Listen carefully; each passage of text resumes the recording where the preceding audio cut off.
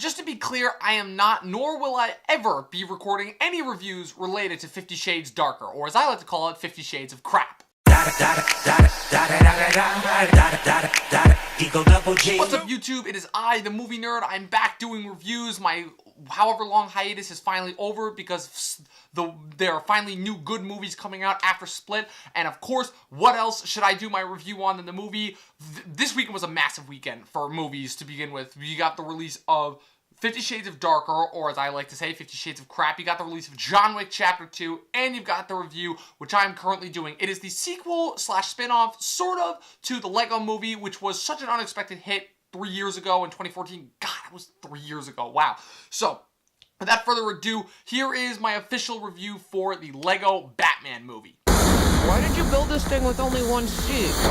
Because last I checked, I only had one butt. This would be the part where I usually go tell you guys about the plot, but if you saw the trailers, you basically know exactly what this movie's about, so that saves me a little bit of time. This movie was great. It hit on absolutely everything that I loved about the Lego Movie, from the meta jokes, to the great writing, to the fantastic vocals. Just everything about this movie worked on every level, and as Phil Lord and Chris Miller, you could tell, had their hands all over this, despite the fact that they actually didn't direct this one. That would be Chris McKay. I don't know if he's related to Adam at all, but you might want to check that. But it wasn't just funny for the sake of funny. It does what every great comedy does, which is it also has a lot of heart buried underneath the surface. Just to go a little bit more in depth on that, Will Arnett is hands down the best Batman we have gotten since Christian Bale, specifically with The Dark Knight. I mean, he's lent his voice to so many different products over the years that it's really hard to pinpoint which one would be his best. My personal would be BoJack, but this one is a close second because he just does the character so well. But while Will Arnett was center stage this time, he also had some great supporting performances, including Michael Cera as Robin, Zach Galifianakis as the Joker, Rosario Dawson as Batgirl, or Barbara, whichever one you decide to call her, and Ralph Fiennes as Alfred, his loyal butler. Everyone was perfectly cast, particularly Cera and Galifianakis. They just perfectly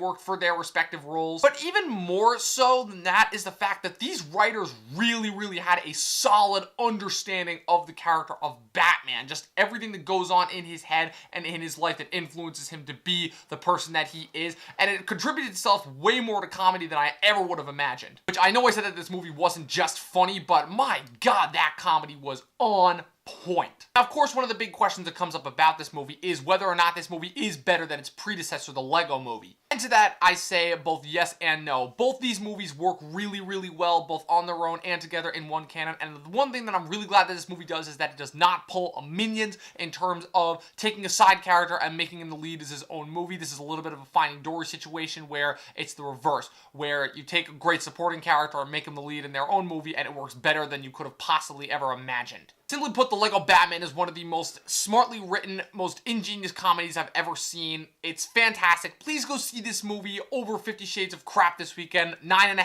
out of 10 stars. It is going to be really hard to not put this in my superhero rankings of the year because I already know it's going to be better than the other 6 movies. Well, maybe not Logan. So that's it. That is my official review for the Lego Batman movie. What did you guys think? Whatever you think, let me know in the comments below. Click that like button, subscribe, follow me on Twitter at Movie Nerd Review. Head on over to my website, movienerdreviews.com. That's it. I will see you guys next time.